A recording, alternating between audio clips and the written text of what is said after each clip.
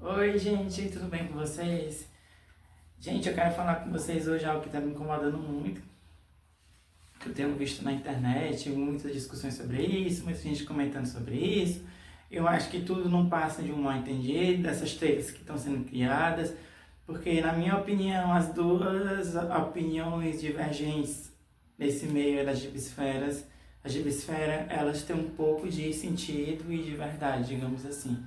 Eu tô falando pra vocês da nova treta, né? E da tal famigerada Folha dos Quadrinhos. Bom, expressando a minha humilde opinião pra vocês, aqui eu queria compartilhar isso com vocês, a minha percepção, é que eu acho que tá errado tanto quem fala que existe uma bolha, como quem fala que não existe, entre aspas.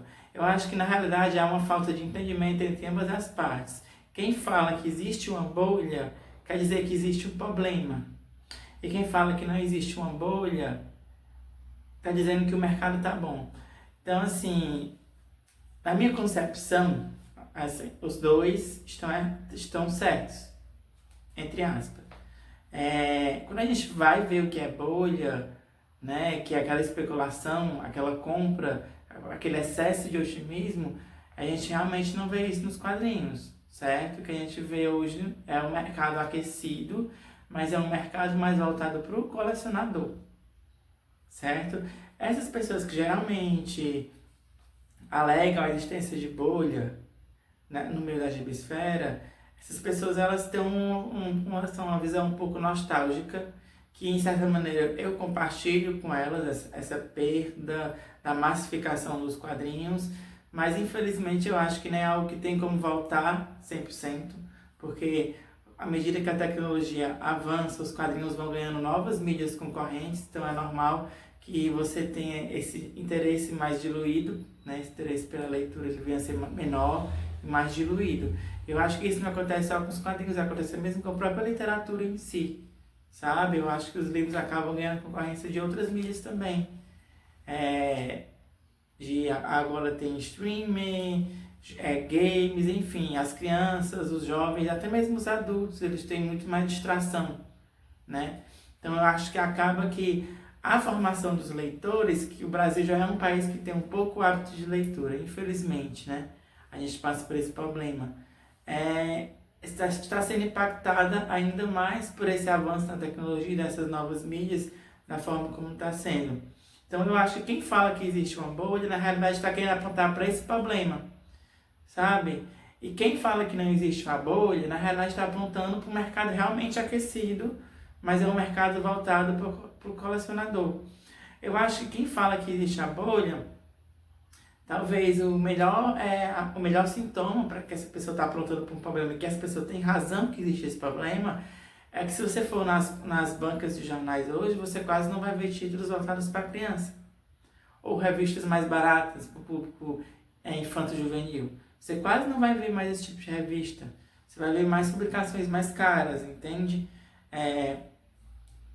As próprias editoras elas estão investindo em publicações mais caras, certo?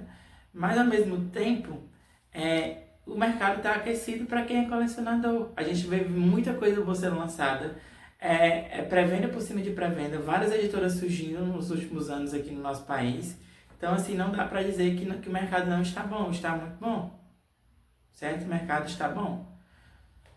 Só que ao mesmo tempo eu vejo uma injustiça. Eu vejo muita gente cobrando quadrinhos mais baratos, por exemplo, de editoras como a Comic Zone, como a Pipoca e Nanquim, certo? Como várias editoras que estão surgindo, certo? E até o Daniel, né, do canal Pop Topic, que agora também está botando na editora, ele também fez um vídeo falando sobre isso. Eu vejo muita gente cobrando quadrinho barato dessas editoras. E eu acho isso muito injusto, certo? Porque quadrinho dessas editoras que são mais caras, tem um preço de capa já mais caro, esses quadrinhos são vendidos aonde? Perdão, gente. Acabei de comer uma salada de fruta. Geralmente eles são vendidos aonde? Amazon, Comic Shop. Então, assim, há um público mais nichado, certo? Quadrinho mais barato, a editora vai ter que vender um maior número, certo? De volumes desse quadrinho para justificar o preço mais barato. Só que isso também exige uma logística maior. a distribuição desses quadrinhos é diferente. Por isso que a distribuição de quadrinhos infantis ela é mais difícil, até mesmo do que os quadrinhos voltados para o colecionador. Imagina a logística para a Panini distribuir a Turma da Mônica e a logística para a Pipoca e Nanquim distribuir um título de luxo voltado para o colecionador. São dois abismos, são coisas diferentes. Então, assim, Pipoca e Nanquim, Comic Zone, são editoras de nicho e editoras pequenas. Não dá para cobrar coisa grande delas ainda. São editoras que estão inovando muito, trazendo muita coisa boa para o mercado, mas que elas vão aos poucos. E as tiragens delas são pequenas porque elas são voltadas para um público mais nichado. Mas também tem um lado, infelizmente, com isso dos quadrinhos, já tirando as editoras, eu não as culpo por isso, mas que nós estamos nos tornando, os quadrinhos, infelizmente, parece estar se deixando de ser uma mídia de massa, como foram no início, né, dos primeiros passos na mídia dos quadrinhos, deixando de ser uma mídia de massa para ser uma mídia nichada, um público menor.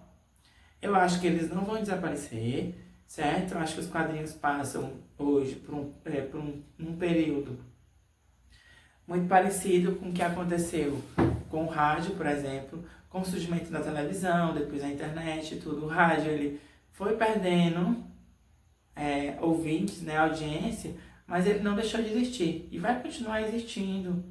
Então, assim, eu acho que os quadrinhos eles vão passar por isso, vão diminuir de público, estão diminuindo o público, infelizmente, mas eles também vão manter digamos assim, um remanescente, né? Não vai chegar a desaparecer, eu acredito que eles não vão desaparecer.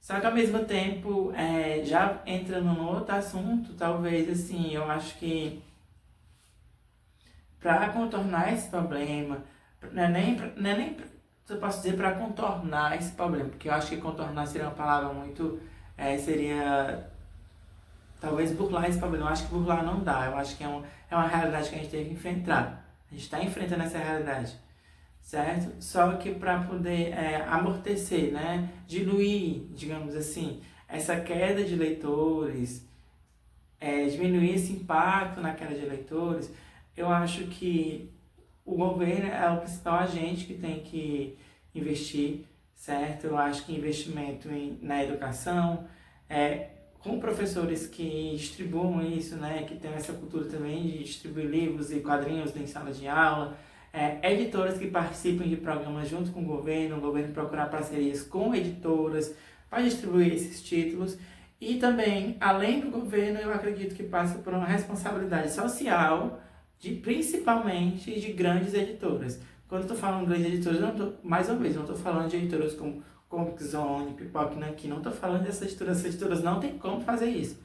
Eu estou falando de editoras afinada, que não existe mais, mas a Abril, ou hoje a Panini, certo? Eu acho que a Panini, eu acho que ela tem uma responsabilidade social muito grande aqui no Brasil. Infelizmente, por exemplo, quando a gente pega o público infantil, que é atendido pela Panini, é a minha praia principal, né, que é os quadrinhos infantis, a gente só tem praticamente voltado para a criança, com preço mais em conta, Turma da Mônica, infelizmente.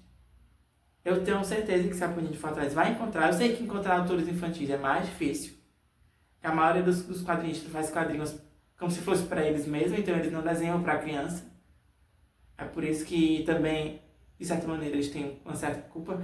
Mas, enfim, se a Panini fosse atrás, a Panini iria sim encontrar autores, personagens, artistas voltados para o público infantil, para testar novos nomes, para fomentar os quadrinhos brasileiros, certo?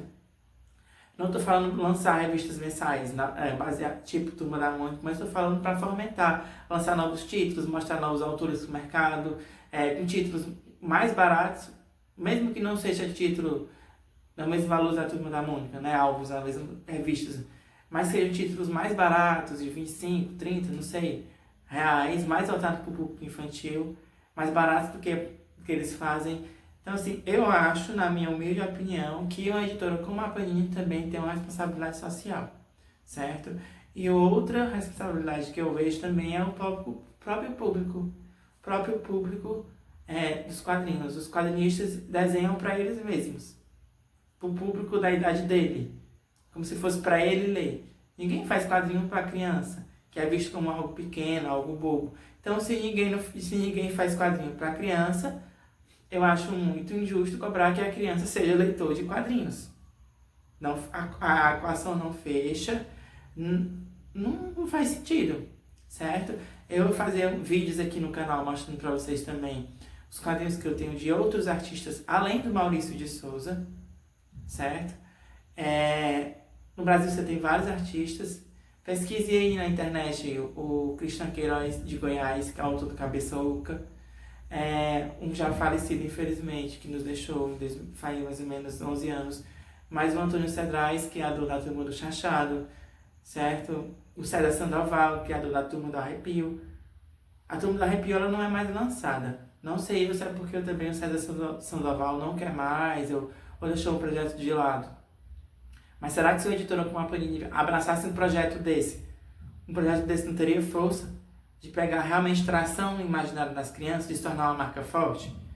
Outro personagem de sucesso que está praticamente meio escondido é o Menino Maluquinho, infelizmente. Então assim, a gente tem muito exemplo de sucesso no nosso país, mas infelizmente editoras grandes não fomentam, quadrinistas não desenham para crianças, e nós vivemos essa espiral, né? Um mercado aquecido, o público mais adulto, que gosta de uma coisa mais luxuosa, mais rebuscada, e um mercado muito pobre, voltado para o público infantil. O público infantil que vai ser esse mercado adulto em poucas décadas, né? Infelizmente a gente passa por esse problema.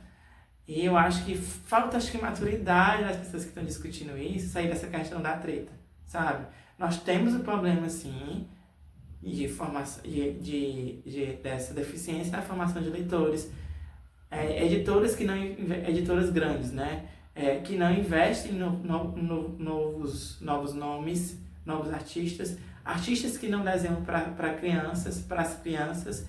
E você tem uma coisa boa do outro lado, que é um mercado voltado para o público adulto.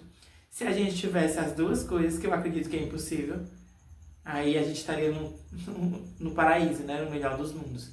Mas eu acho que é impossível, mas não acho impossível a gente tentar amenizar esse problema da formação de leitores, com políticas públicas, com editoras, com responsabilidade social e com artistas também que tenham responsabilidade e tenham esse interesse de formar novos leitores. Porque se eu quero fazer um quadrinho para adulto, você pode dar sua contribuição, fazendo seu quadrinho para o público adulto, mas também fazendo um quadrinho para o público infantil, sabe? Eu acho que